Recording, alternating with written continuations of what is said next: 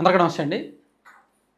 బొత్స సత్యనారాయణ గారు రాష్ట్ర వ్యాప్తంగా తెలిసిన ఒక మంచి పొలిటికల్ బ్రాండ్. వైఎస్ఆర్ కాంగ్రెస్ పార్టీలో ప్రస్తుతం నెంబర్ 2లో ఆయనే ఉన్నారు. శాసన మండలిలో ప్రతిపక్ష నేతగా ఉన్నారు. సుదీర్ఘ రాజకీయ అనుభవం.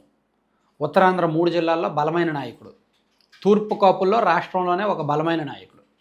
సో ఆయన యాక్టివ్ పాలిటిక్స్కు దాదాపుగా దూరం అయ్యే దశలో ఉన్నారు. ఆయన ఆరోగ్యం ఇటీవల బాగుండట్లేదు. తరచూ అస్వస్థకు గురవుతున్నారు.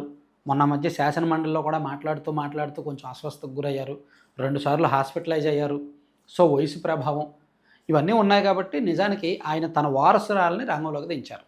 బొత్స అనూష గారు. ఆమె ఒక డాక్టరు, ఉన్నత విద్యావంతురాలు అనమాట. సో ఆమె 2024 ఎన్నికల్లోనే చీపురుపల్లి నియోజకవర్గంలో బ్యాక్ ఎండ్లో కీలకంగా చక్రం తిప్పారు. తన తండ్రి తరపున ప్రచారం చేశారు. నాయకులతో రివ్యూలు నిర్వహించారు. పోలింగ్ బూత్ల వారీగా కూడా రివ్యూస్ నిర్వహించి చాలా యాక్టివ్ అయ్యారు ఆమె.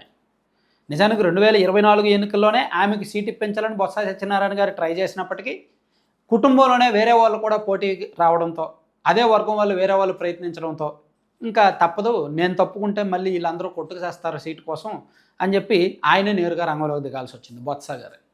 అయితే ఈ 2 ఏళ్లలో చాలా మార్పులు వచ్చాయి. వైసీపీ కొత్త నాయకత్వాన్ని కోరుకుంటోంది. అండ్ కొత్త వారసులు సిద్ధమవుతున్నారు. బొత్స గారి ఆరోగ్యం కూడా సరిగ్గా ఉండటం లేదు. సో ఈ అవకాశాన్ని బొత్స అనూష తన ఆయుధంగా మార్చుకున్నారు. అందుకే ఈ మధ్య ఒక 6 నెలల నుంచి ఆమె నియోజకవర్గంలో యాక్టివ్ అయ్యారనమాట. ఎప్పటికప్పుడు శ్రేణుల్ని డైరెక్ట్ చేస్తూ, కార్యకర్తలతో మాట్లాడుతూ, తరచూ వాళ్ళకు ఫోన్లో అందుబాటులో ఉంటూ, ఏదైనా అవసరమైతే గ్రౌండ్ లెవెల్లో కార్యకర్తల దగ్గరకు వెళుతూ మొత్తానికి ఓవరాల్గా పార్టీ పరంగానూ రాజకీయంగానూ యాక్టివ్ అయ్యారనమాట. సో వచ్చే ఎన్నికల్లో సీటు ఆమెకి ఇస్తారా లేదా అనే చర్చదే ఒక క్వశ్చన్ మార్క్. ఎందుకంటే బొత్స సత్యనారాయణ గారు జగన్మోహన్ రెడ్డి గారికి ఎంత సన్నిహితుడో, బొత్స గారి మేనల్లుడు మధ్య శ్రీనివాసరావు ఆయన కూడా జగన్మోహన్ రెడ్డి గారికి అత్యంత సన్నిహితుడు.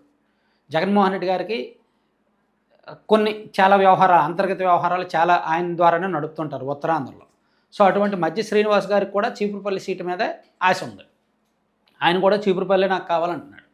సో అందుకు ఒకవేళ బొత్స గారు కాకపోతే మరి వారి కుమార్తె అనూషకి ఇస్తారా, లేదంటే మధ్య శ్రీనివాస్ గారికి ఇస్తారా, లేదా ఒకరికి ఎంపీ సీట్ ఇచ్చి మరొకరికి ఎమ్మెల్యే సీట్ ఇస్తారా, ఇలా రకరకాల సమీకరణలు అయితే మారుతున్నాయి, రకరకాల చర్చలు అయితే జరుగుతున్నాయి అన్నమాట. సో మొత్తానికి ఓవరాల్గా బొత్స సత్యనారాయణ గారు ఇంకా యాక్టివ్ పాలిటిక్స్కి, డైరెక్ట్ పాలిటిక్స్కి దూరం అని అయితే మనం ఫిక్స్ అవ్వచ్చు.